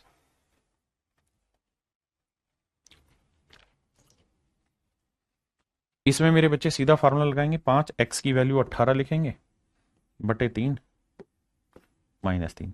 तो देखो ये तो कटी गया सिंपल, 3 × 18, 6 5 30, 30 में से मेरे प्यारे बच्चों 3 घटाएंगे तो आंसर आएगा 27। तो number of possible isosceles triangle जो होंगी वो कितनी हो जाएंगी? 27 ट्रायंगल हो जाएंगी, अगर दो भुजाओं का जोड़ आपको मेरे बच्चे दे रखा हो तो। हाँ है ना, क्लियर है? अब मेरे बच्चे हम आते हैं आगे। यहां पे आपका फॉर्मेशन ऑफ ट्रायंगल पूरी तरह कंप्लीट हुआ। अब मेरे बच्चों हम अगले हिस्से पे बढ़ रहे हैं, that is internal angle bisector theorem, अंतः कोण द्विभाजन प्रमेय में। हिंदी में कहेंगे अंतः कोण द्विभाजक प्रमेय, अंतःकोण द्विभाजक प्रमेय, प्रमेय अंतःकोण द्विभाजक प्रमेय। देखिए मेरे बच्चे, internal angle bisector theorem proof कैसे करते हैं? प्रूफ करने के लिए आपको साइन फार्मूला इस्तेमाल करना पड़ेगा। कैसे? जैसे अगर मेरे प्यारे बच्चों ये वाला एंगल मैं अल्फा ले लूं तो नेचुरली ये वाला एंगल 180 माइनस अल्फा होगा। आप कहेंगे बिल्कुल ठीक है सर। अब एक बात बताना थोड़ी देर के लिए, क्या कि अगर मैं कहूं तुम साहसी देखा नहीं, कि भैया इस वाले ट्रायंगल में मैं आपसे पूछूं साइन थीटा बटे साइन अल्फा क्या होगा? साइन थीटा बटे साइन अल्फा क्या होगा? तो आप एक बात कहेंगे कि सर साइन रूल ये था कि थीटा के सामने वाली साइड है बी डी और अल्फा के सामने वाली साइड है ए बी। बिल्कुल ठीक है। अब मैं इस ट्रायंगल में, अगर मेरे प्यारे बच्चों इस ट्रायंगल में मैं साइन फार्मूला लगाऊं तो यहां पे भी मैं आपसे पूछना चाहता हूं कि भाई साइन थीटा बटे साइन 180 माइनस अल्फा क्या होगा? तो आपका जवाब होना चाहिए क्या कि सर ये हो जाएगा थीटा के सामने वाली साइड डीसी और 180 माइनस अल्फा के सामने वाली साइड एसी। बिल्कुल ठीक है। हम चाहें तो इसको और डिफाइन करके या रिफाइन करके लिख सकते हैं। साइन थीटा यहीं, साइन 180 माइनस अल्फा क्या होता है? साइन अल्फा ही होता है। आपने कहा ओके रिपोर्ट है। अगर ओके रिपोर्ट है मेरे बच्चे तो एक बात समझाना, ये दोनों कहानियां इक्वल ही तो हुई भाई। यहां पे भी साइन थीटा बटे साइन अल्फा था, माफ करिए, यहां पे भी साइन थीटा बटे साइन अल्फा था। इसका मतलब बी डी बटे ए बी बराबर होगा डीसी बटे ए सी, यानी बी डी बटे ए बी बराबर होगा डीसी बटे ए सी। आपने कहा जी ओके रिपोर्ट है, इसमें कोई दिक्कत नहीं, क्योंकि जब ये दोनों साइडें बराबर, मतलब ये दोनों हिस्से बराबर है तो ये दोनों हिस्से बराबर होंगे। क्लियर है? अब आइए आगे। अब मेरे बच्चे हम एक काम कर सकते हैं क्या? अब मेरे प्यारे बच्चों मैं क्या करता हूं, डीसी को बटे ले आता हूं और ए बी को ऊपर ले जाता हूं। तो बी डी यहीं रखा, डीसी नीचे ले आए, ए बी ऊपर ले गए, ए सी नीचे ले आए। अब मेरे बच्चों एक बात ध्यान से सुनना और समझना, मैं क्या कह रहा हूं। मैं आपको ये कह रहा हूं कि बीडी बटे डीसी का जो रेशियो होगा वही रेशियो ए बी का एसी से होगा। क्या कहना चाह रहा हूं मैं आपको ये कहना चाह रहा हूं कि अगर किसी ट्रायंगल में एक एंगल का एंगल बाइसेक्टर खींच देते हैं तो जो रेशियो ए बी का एसी से होगा, जो रेशियो ए बी का एसी से होगा ना, वही रेशियो बीडी का डीसी से होगा। अगर ए बी का एसी से रेशियो 2:3 है तो भैया बीडी का डीसी से रेशियो भी 2:3 होगा। यही मेरे प्यारे बच्चों आपका कहलाता है इंटरनल एंगल बाइसेक्टर थ्योरम। यही मेरे प्यारे बच्चों आपको कहलाता है इंटरनल एंगल बाइसेक्टर थ्योरम। हाँ जी, यही कहानी है जो मैंने आपको समझाई कि भैया अगर ये एंगल बाइसेक्टर है तो जो रेशियो इस साइड का इस साइड के साथ होगा वही रेशियो इस साइड का इस साइड के साथ होगा। इन रेशियो को आप ध्यान से सोच समझ के व्यवहार करना। अब इस पे थोड़े से सवाल लेते हैं, आइए।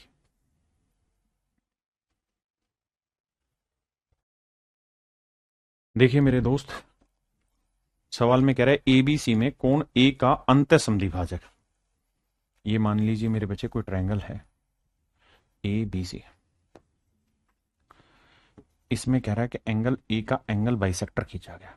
एंगल ए का क्या खींचा गया? एंगल बाइसेक्टर खींचा गया, यानी इस कोण को कोण समद्विभाजक खींचा गया जो भुजा बीसी को डी पर प्रतिच्छेदित करता है। ए बी 12 सेंटीमीटर है, ए सी 15 सेंटीमीटर है और बीसी 18 सेंटीमीटर है।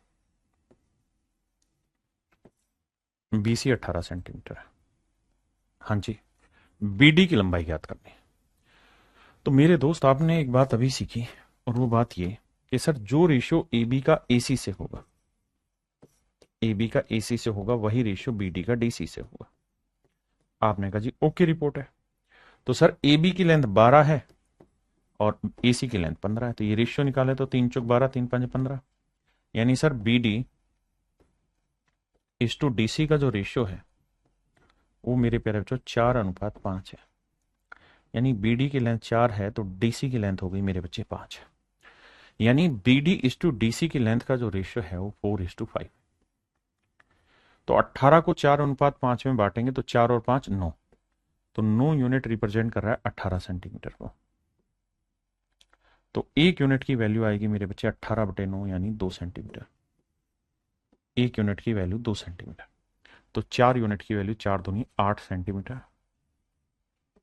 बहुत बढ़िया जी, जानदार और शानदार। और 5 दूनी 10 सेंटीमीटर।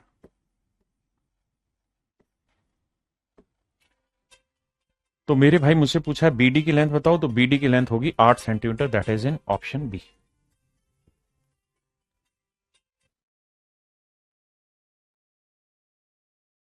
देखो यार, यहां कह रहा है कि पी क्यू आर में पी का अंतर द्विभाजक है। ये कोई ट्रायंगल है P Q R, P Q are.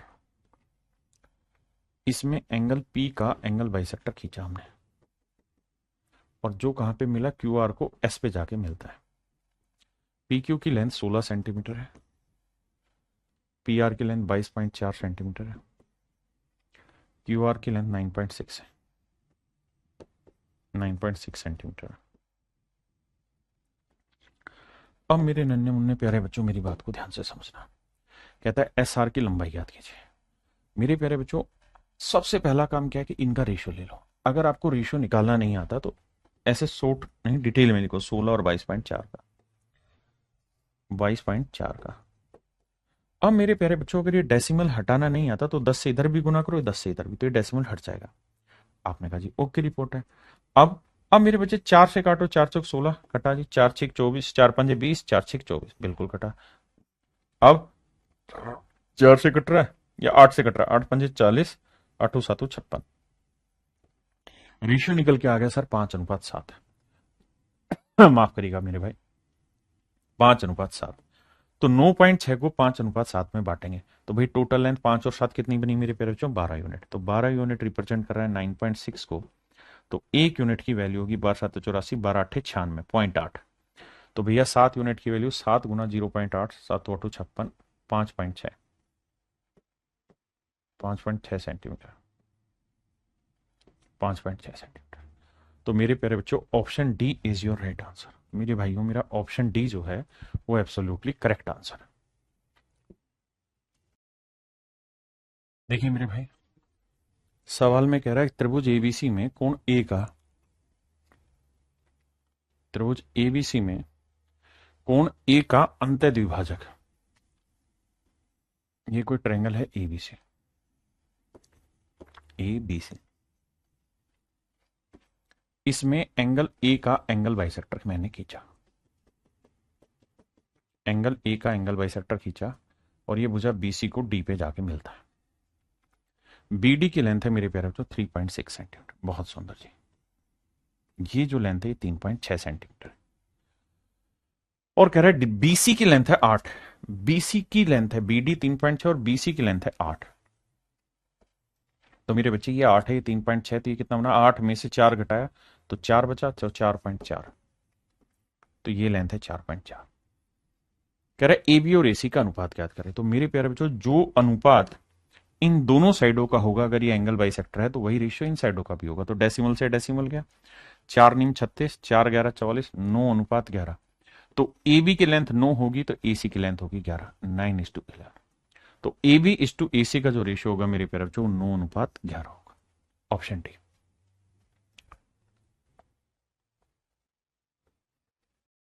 आइए मेरे दोस्त, देखिए ध्यान। सवाल में कह रहा है कि किसी ट्रायंगल की साइडें 6 7 और 8 सेंटीमीटर है, और इसमें जो सबसे बड़ा कोण है उसका हमने एंगल बाइसेक्टर खींचा। ध्यान से मेरी बात सुनना। कहता है angle bisector of the largest side of the largest angle. तो सबसे बड़े कोण का कोण समद्विभाजक खींचा। तो मेरे बच्चे एक बात ध्यान देना, कौन सा कोण सबसे बड़ा होगा, जिसके सामने की भुजा सबसे बड़ी होगी। तो सबसे बड़ी भुजा है 6 7 8, तो ये 6 ले लेते हैं, ये 7 ले लेते हैं, ये 8 ले लेते हैं। तो 8 सेंटीमीटर वाली भुजा सबसे बड़ी, तो उसके सामने वाला कोण भी सबसे बड़ा होगा। कहता है the opposite sides into 2 segment. कहता है 2 सेगमेंट में बांट देता। What is the length of the shorter segment. कहता है यहां से जो हमने एंगल बाइसेक्टर खींचा है तो उसने इसे 2 बराबर हिस्सों में बांट दिया। तो कहता है छोटे वाली लेंथ क्या होगी। तो मेरे प्यारे बच्चों, अगर ये एंगल बाइसेक्टर है तो जो रेशियो इसका इससे होगा 7 6 है, तो ये वाला रेशियो भी 7 6 होगा। कह रहा छोटे वाली लेंथ बताओ 6 यूनिट। तो भैया टोटल लेंथ 7 और 6 कितनी हो गई 13।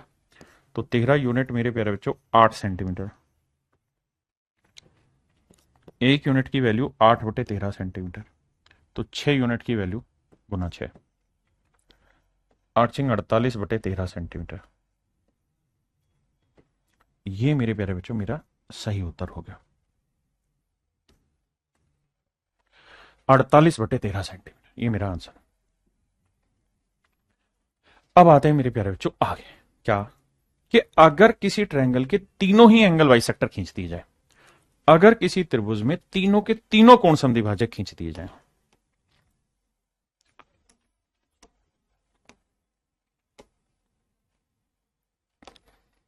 अगर किसी त्रिभुज में तीनों कोण समद्विभाजक खींच दिए जाए मेरे बच्चे, यानी ये वाला एंगल बाइसेक्टर भी खींच दे, ये वाला एंगल बाइसेक्टर भी खींच दे, और इधर वाले एंगल का भी एंगल बाइसेक्टर खींच दे। अगर तीनों एंगल बाइसेक्टर खींच दिए जाए और मेरे प्यारे बच्चों लेट से वो इस पॉइंट पे आके मिलते हैं और इस पॉइंट का नाम है आई, तो अगर आपसे सवाल में ये पूछा जाए कि भाई ए आई इज टू आई डी का रेशियो बताइए, ए आई इज टू आई डी का रेशियो बताइए, तो ये रेशियो हो जाएगा मेरे बच्चे उसी तरीके जैसे वो क्या उसी का प्रूफ ही है, लेकिन आपको प्रूफ पे हर एक पे नहीं जाना, एक दो पकड़ना, उसके बाद आपको तो रिजल्ट ही कम आएंगे। तो मेरे भाई ए आई इज टू आई डी का रेशियो चाहिए, तो इसका सूत्र होगा ये पूरी साइड बटे ये पूरी साइड बटे में बीसी। तो 8B प्लस ए सी बटे में बी डी, ए बी बटे ए सी बटे बीसी, बीसी बीसी बीसी माफ करिएगा बीसी। फिर से समझाता हूं, ए बी बटे ए सी ना सॉरी ए बी जमा ए सी बटे बी सी, यानी अगर ए आई इज टू आई डी पूछा है तो ए बी जमा ए सी बटे बी सी होगा। आपने कहा जी ओके रिपोर्ट। अब मेरे प्यारे बच्चों अगर मैं आपसे पूछूं C I is to I F, C I is to I F, तो एंगल सी के अगल बगल की साइड है यानी ए सी और B C, A C plus B C, और बटे आएगी opposite side that is A B. ऐसे ही मेरे बच्चे अगर मैं B I is to I E पूछूं, B I is to I E पूछूं तो ए बी यानी अगल बगल की साइड ये साइड जमा ये साइड बटे सामने वाली साइड। तो ये 3 मास्टर फॉर्मूले हैं जिन पे बहुत कम सवाल बनते हैं, लेकिन याद रखने वाला फॉर्मूला बन सकता है सवाल। जैसे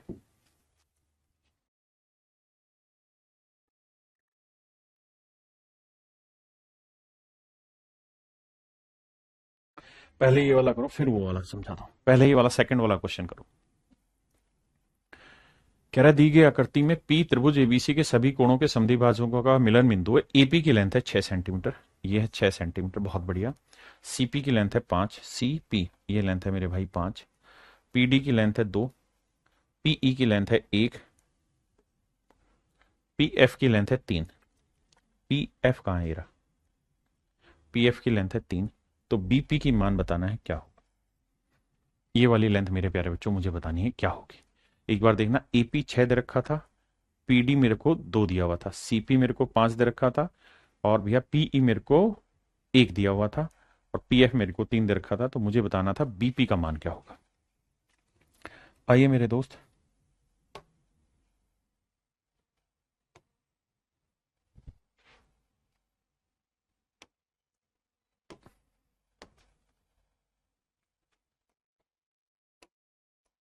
देखिए ध्यान से, मैंने आपको ये बात समझाई कि भाई एपी बटे पीडी,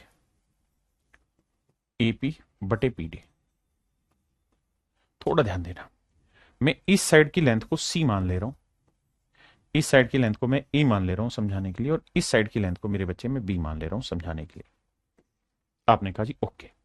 तो मेरे प्यारे बच्चों अगर मैं आपसे पूछ रहा हूं एपी अपॉन पीडी, तो आप कहेंगे सर ये साइड जमा ये साइड बटे है, यानी बी जमा सी बटे ए, और मेरे प्यारे बच्चों ए पी बटे पीडी का रेशियो क्या है 6/2, तो ये रेशियो है 6/2। आपने कहा जी ठीक है।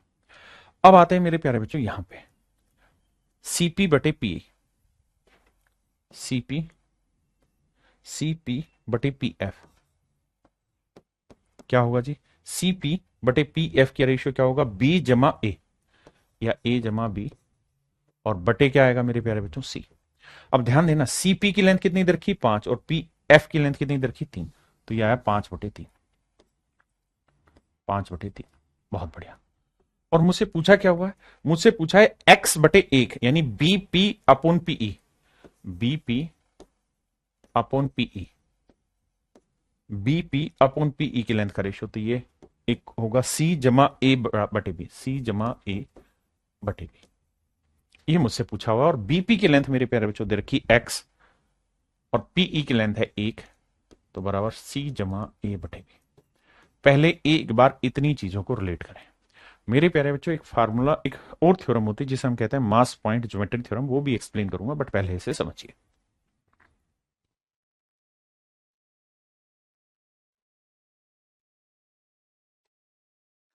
अब मेरे बच्चों आ जाते हैं।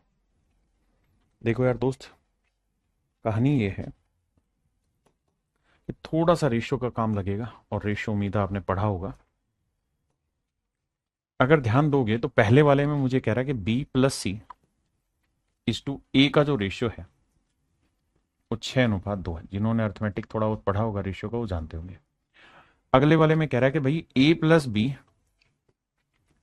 का जो रेशियो है वो 5:3। मेरे बेटा ध्यान देना, भाई यहां पे भी तो A B C है, 6 और 2 8 है, और यहां पे भी A B और C है, 5 और 3 8। आपने कहा सेट मामला है, तो दोनों ही जगह पे मेरे प्यारे बच्चों ABC और ABC की वैल्यू, यहां पे भी A+B+C है, यहां पे भी A+B+C है, बिल्कुल ठीक है। तो दोनों ही केसेस में मेरे प्यारे बच्चों ये इक्वल आ गया। अगर इक्वल नहीं आता तो इक्वल करना होता है, रेशियो में ये चीजें जिन्होंने पढ़ी होगी वो जानते हैं। अगर इक्वल आ गया है तो सी की वैल्यू आंख बंद करके 3 रख दो, ए की वैल्यू आंख बंद करके 2 रख दो। अब ये देखो कि A+B की वैल्यू कितनी दे रखी है 5, इसमें से ए की वैल्यू कितनी है 2, तो ए की वैल्यू 2 है, तो बताओ बी की क्या लूं कि 5 आए 3। तो सर ए की 2 है, बी की 3 है और सी की 3 है। अब यहां रखते हैं x/1, सी का रेशियो में यूनिट रखोगे कितना 3, ए की यूनिट कितनी भाई 2, और बी की यूनिट कितनी है 3। तो मेरे बच्चे x की जो वैल्यू आएगी वो 5/3 आएगी, और यही मेरे भाई आपका आंसर, 5/3 ही आपका आंसर होगा। ये रेशियो की कहानी है। एक एग्जांपल और लेके सिखाता हूं। अगर मान लीजिए मैं आपको ये कह दूं कि A+B/C ये है 2:1, और अगले में मैं कह दूं B+C/A ये रेशियो है 3:2, तो आप मुझे कुल मिला के बताइए A/B/C का रेशियो क्या होगा। ये रेशियो की कहानी और कुछ नहीं। तो हम देखते ये हैं कि यार यहाँ पे भी ABC तीनों है, यहाँ पे भी ABC तीनों है, तो यहाँ टोटल बना 2 और 1 3, यहाँ 3 और 2 5 बना। दोनों को इक्वल करने के लिए क्या करना पड़ेगा, सब इक्वल करने के लिए इसे 5 से गुना करना पड़ेगा, इधर 3 से। जिन्होंने रेशियो पढ़ा वो जानते होंगे। तो 3 से इधर भी गुना करो, इधर भी 5 से इधर भी करो, 5 से इधर भी। अब नोटिस ये करना कि भाई सी की लेंथ कितनी आ गई 5, ए की लेंथ कितनी आ गई 6, और तीनों की टोटल कुल मिला के लेंथ कितनी है सर 15 ही यहां है, 15 ही यहां है।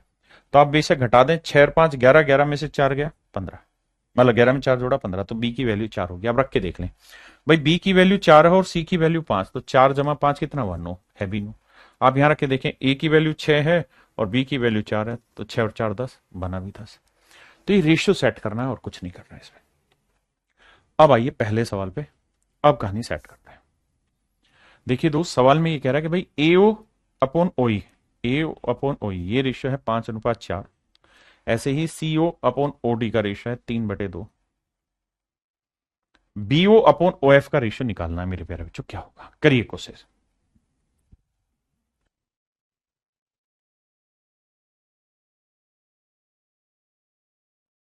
देखिए मेरे भाई, इस कहानी को समझिए।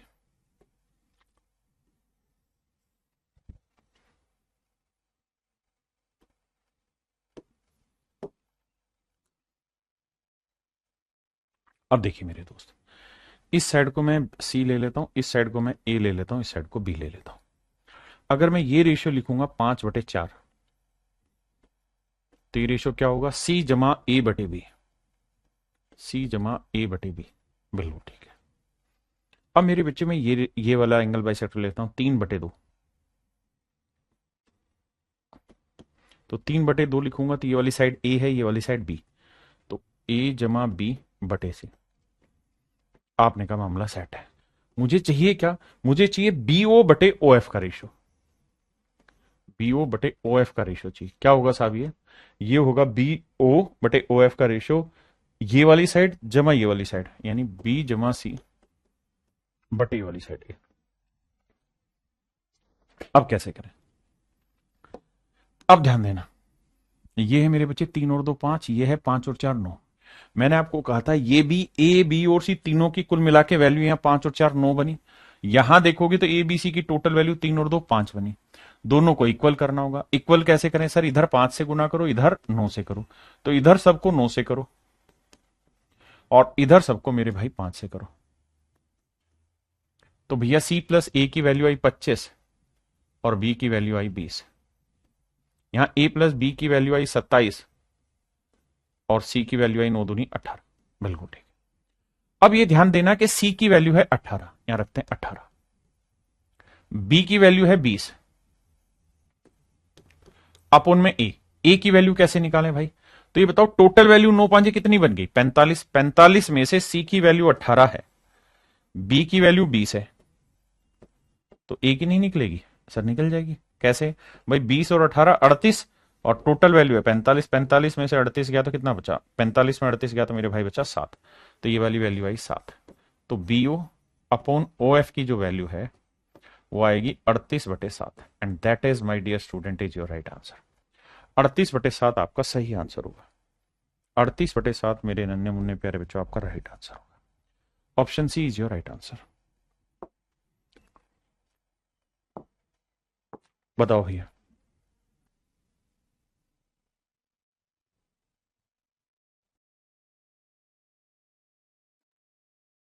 देखिए मेरे बच्चे एओ बटे ओई 7/4 है। एओ बटे ओई 7/4, बहुत बढ़िया। सीओ बटे ओडी 3/2 है। सीओ बटे ओडी 3/2। हमसे पूछ रहा है बीओ बटे ओ एफ की वैल्यू बताइए क्या होगी। देखते हैं मेरे भाई कैसे सेटिंग बैठाएं सवाल की कि आपको पल्ले पड़ जाए।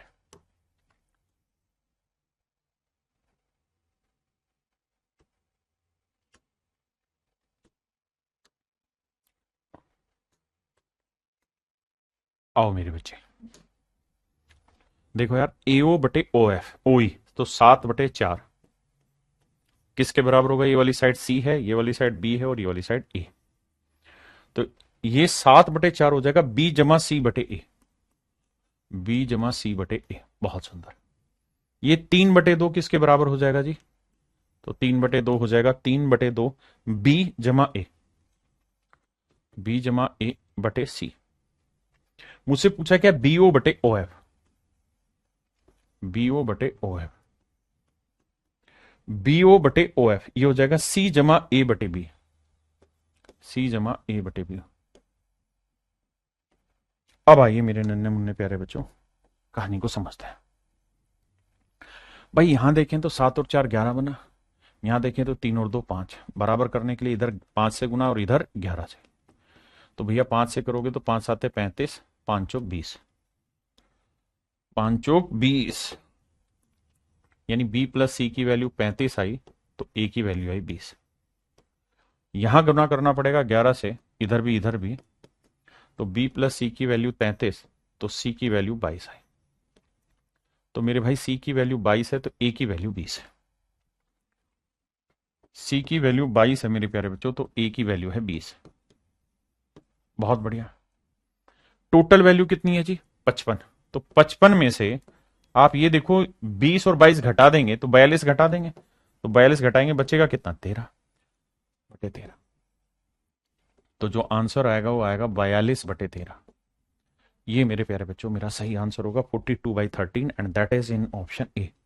ये एक्सट्रीम लेवल के क्वेश्चन है, आते नहीं है, फिर भी मैंने आपको बताया कि किस तरह से सवाल पूछेगा तो आपको कैसे सेटिंग बैठानी होती है। आज के लिए मेरे प्यारे बच्चों इतना ही रखते हैं। थैंक यू आप सभी का। कल फिर मिलते हैं। Have a nice day to everyone. Thank you.